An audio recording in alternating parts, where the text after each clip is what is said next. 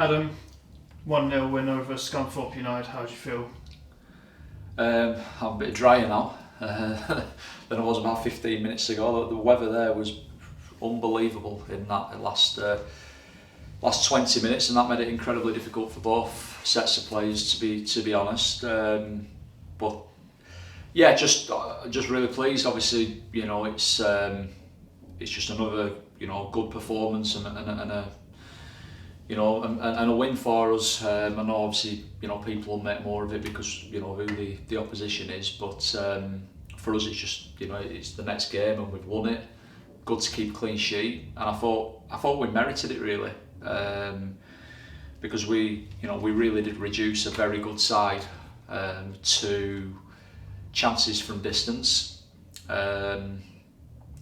A couple of which Cameron had to be equal to, and he was. There was a couple in the first half. One up to his right and down to his left. I think both on Butterfield, where he made good saves towards the end of the first half. And then obviously we got a little bit of luck in the second half when Elliot, put a header against the crossbar. But I think outside of that, for all the kind of possession and good play that they had, I think we managed to really reduce them to opportunities from distance with maybe that one clear cut one of Elliot. So I think from a defensive point of view today, it was a tremendous performance by everybody from Cameron right through to Jimmy and the lads who obviously in between and the lads who came on. I thought we scored a brilliant goal, a really good goal on the break off a corner, and yeah, just really pleased, and it's got to keeps us unbeaten, and we've just got to take immense confidence from it and carry that into Monday. As you touched on there, Jimmy Spencer returned to the starting 11 today. Just how much confidence does that give the rest of the team and you yourself? Well, to be honest, I've drawn a lot of confidence in the group. The fact that we've been unbeaten and we've played so well without him, because if you then, and not just him but Sam, who we seem to kind of forget about. You've got two, good players, really good players and winners and leaders that will improve, most teams at this level. So I think naturally players get additional confidence and a bit of boost when they see good players coming into the team. But we've got a group there of 16, 17 lads who are all capable of playing at this level, and many have played above.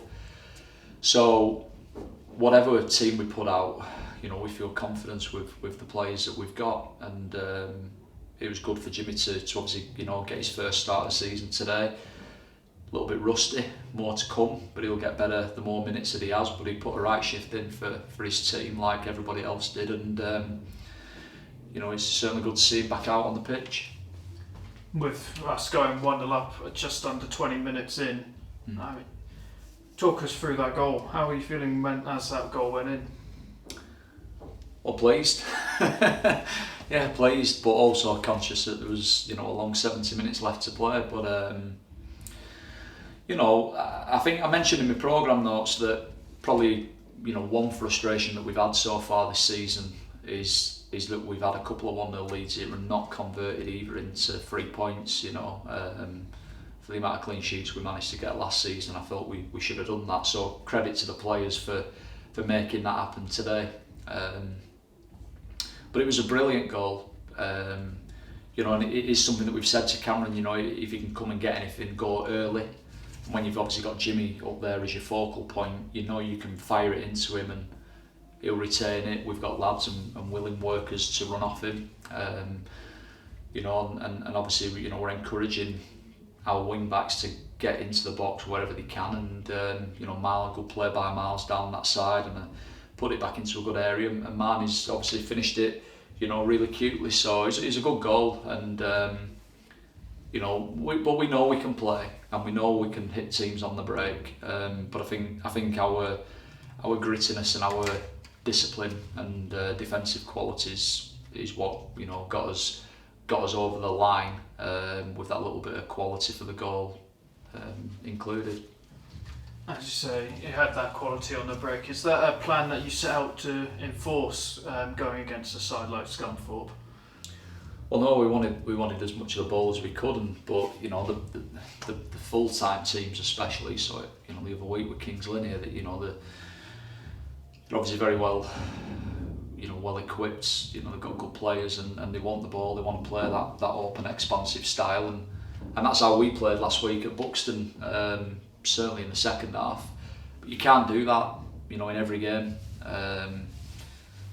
Or I don't think you can anyway. And probably one of our biggest strengths is how adaptable we are, and when we have to go into games with a set plan and play like that, I have confidence that the players understand what's expected of them and that they can go and execute it. Most importantly, so they're great, and at the minute we're going along nicely, but it's only 5 games and we've got another massive game on Monday, so it's just about resting and recovering now and getting ready for a difficult game at Warrington. You touched on at the start how the weather really rolled in towards the end of the second half. Did you feel that had an effect closing the game out? I thought it was really tough for both players, to be honest. I think the ball wasn't really rolling truly, and it affected both sets. In fairness, we had.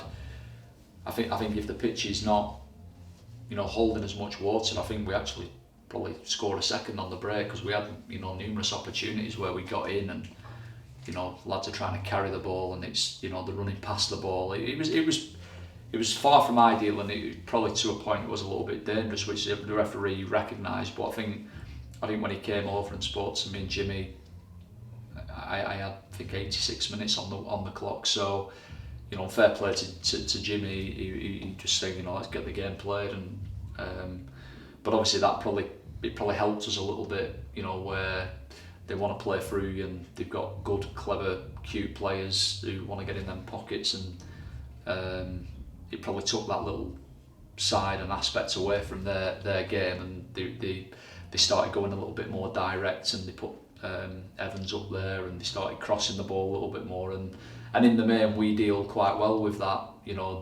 Poscha, Devon and George were equal to pretty much everything that went in, with the exception of the header that Elliot had in that last 15 minutes, 10-15 minutes or so, and yeah, so I think the conditions definitely impacted the closure of the game, but you've got to get on with it and you've got to see it out, and we did today.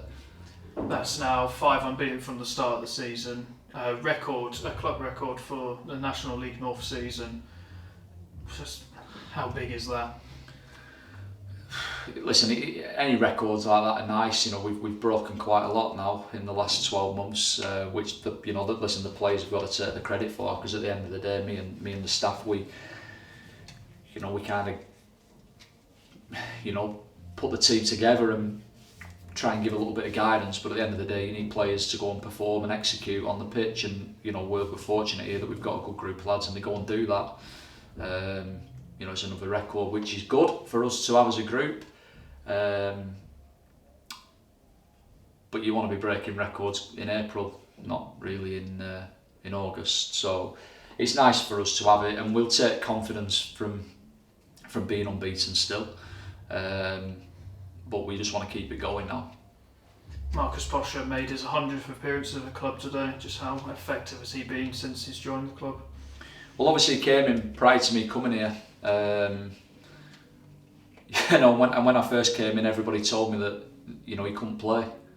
He's a decent defender, but he couldn't play, and I believe he was told people not to give him the ball. And I think that the improvement that he's made in the last 18 months are phenomenal, really.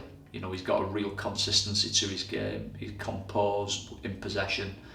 He always takes the ball. He gets us, playing from the back, and athletically, he's quick, he's strong, he's aggressive, and I have nothing but praise for him. I think he's been tremendous since I come here, and I think he's still improving, and I think he'll only continue to improve, and he's got to take tremendous credit for that.